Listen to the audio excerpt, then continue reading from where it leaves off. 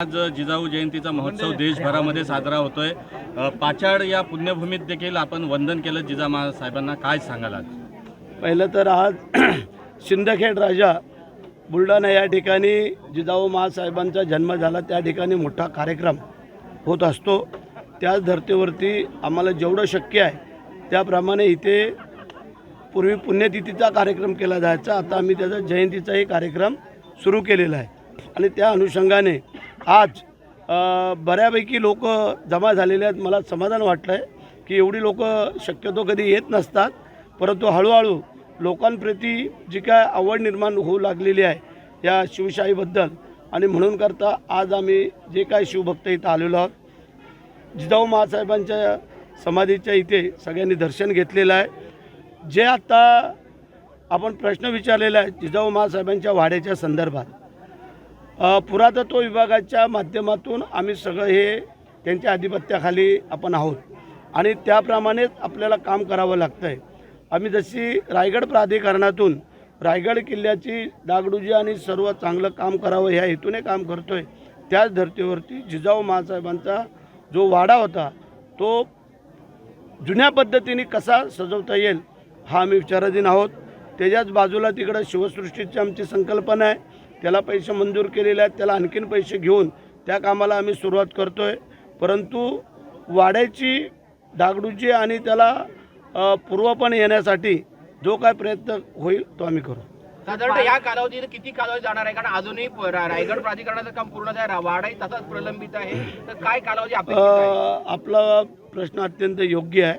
ह्या धर्तीवरती एक मीटिंग होणं गरजेचं आहे की ह्या सगळ्या विभागातील वरिष्ठ अधिकारी आणि आम्ही एक मीटिंग करून तुम्हाला पूर्ण कल्पना त्याची देऊ इच्छितो। बरेचसे पालकमंत्री पदापर्यंत कधी निश्चित होईल पालक आणि तुमचं पालकमंत्री पद? आता ज्या पवित्र ठिकाणी आपण सगळे जमा झालेलो आहोत ते योग्य निर्णय होईल असं आम्हाला दिसतं आहे। कारण समोर शिवाजी महाराजांची समाधी आहे, पाठीमागे जिजाऊ साहेबांची समाधी आहे आणि मध्ये आपण आहोत, त्यामुळे रायगडला न्याय आणि हा दिला जाईल असं आम्हाला वाटतंय। शेटाचा राजकीय प्रश्न निघाला म्हणून सांगतो विचारतो की पालकमंत्री पद म्हणजे मंत्रिमंडळ झालं, मंत्रिमंडळाचा विस्तार झाला, मंत्रिमंडळाची पदं वाटप झाले, मात्र पालकमंत्री पदाचं अजूनही वाटप होत नाही, नक्की घोडा आडलाय कुठे?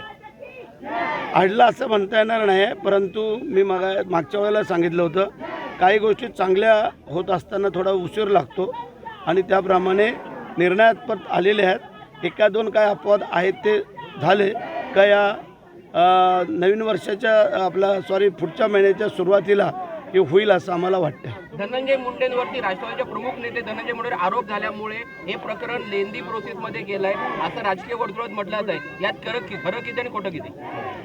आता पोलीस, CID, SIT हे त्यांच्या चौकशा चालू आहेत, त्याच्यावरती आपल्याला पूर्ण कल्पना नसल्यामुळे काय बोलणं उचित ठरणार नाही। परंतु ज्या संतोष देशमुखांवरती जे निगृणपणाची त्यांची हत्या झालेली आहे, त्यांच्या कुटुंबियांना जो न्याय पाहिजे तो मिळाला पाहिजे ह्या मताशी संपूर्ण महाराष्ट्र आहे आणि त्याच धर्तीवरती तपासणी सुरू आहे। 8 जणांना कालच मोक्का लावण्यात आलेला आहे, अजून काही त्याच्यामधले जे काही प्यादे आहेत त्याचा शोध चालू आहे आणि संतोष देशमुखांच्या कुटुंबियांना निश्चित न्याय दिला जाईल। सर, आपण यांच्यावर आरोप होतोय आणि त्यानंतर मंत्रीपद देखील धोक्यात आलेलं आहे, त्याच्यामुळे कुठेतरी पालकमंत्री पदाचं वाटप थांबलेलं असं म्हणतंय का धनंजय? असं नाही वाटत की एखाद्या जिल्ह्याचा जर अपवाद सोडला तर बाकी काय कुठे काय अशा अडचणीचा भाग नाही आहे, त्याच्यामुळे ते कारण होऊ शकत नाही आहे। सर, उद्धव ठाकरे आगामी निवडणुका ज्या आहेत ते स्वबळावर लढणार आहेत, प्रत्येकाची इच्छा ज्याच्या मनात येईल ते करेल, त्याला आमचा काय दोष आहे? आम्ही महायुतीतनं लढायचं ठरवलेलं आहे। सर, आपण सरकारमधील मंत्री आहात आणि ज्या पद्धतीनं लाडकी बहीण योजनेचे 2100 रुपये देतील असं सांगितलं होतं, मात्र आता त्यावर अनेक कडक असे निर्बंध लादलेले आहेत, काय सांगाल? 2100 रुपये महिला भगिनींना मिळतील? 1500 झाले, अजून आम्हाला कॅबिनेटमध्ये तो विषय पारित करायचा आहे, तो तसा झालेला नाही आहे आणि त्यासाठी की त्या विचाराधीन आहोत आम्ही। जे 1500 रुपये आहेत ते तर पहिले बंद होणार नाहीत याची आम्ही दक्षता घेतो आहे आणि 2100 रुपये देत असताना योग्य लोकांना कारण काय झालं त्यावेळेला थोडं घाईगडबड झाली की 4 व्हीलरवाल्यांना, 2 व्हीलरवाल्यांना आणि नको त्यांना, कारण आपण पाहिलं अकोला का कुठून तरी त्या एका महिलेने बिचाऱ्याने पैसे परत पण केलेत। म्हणजे अशा काही त्रुटी राहू नये, होऊ नये चुका, म्हणून करता थोडासा वेळ लागला. आज जिजाऊ जयंती आहे. महाराष्ट्रात जर का विचार केला तर महिला अत्याचाराचं प्रमाण वाढलेलं आहे. गेली 2.5 वर्ष देखील तुमचंच सरकार आहे आणि आता पुढे तुमचंच सरकार आहे. तर कोणत्या परिस्थितीची उपाययोजना महिलाच्या सुरक्षेसाठी आपण करणार आहोत? आपलं म्हणणं अत्यंत योग्य आहे, त्याबद्दल काय चुकीचं असं मला वाटत नाही आहे. कारण बदलापूरची जी घटना घडली त्यानंतर आम्हाला वाटलं की काही नराधम सुधारतील, परंतु सुधारणा काय त्यांच्यात दिसून येत नाही, उलटं वाढत चाललं. हे बरोबर आहे. आता आम्हाला कुठला कायदा करावा लागतोय तो पण विचार करावा लागेल की जे काय बाहेरच्या देशामध्ये ऑन द स्पॉट जो काय त्यांचा जय महाराष्ट्र केला जातो तसा एखादा कायदा आणावा काय हा आता आम्हाला विचार करावा लागेल.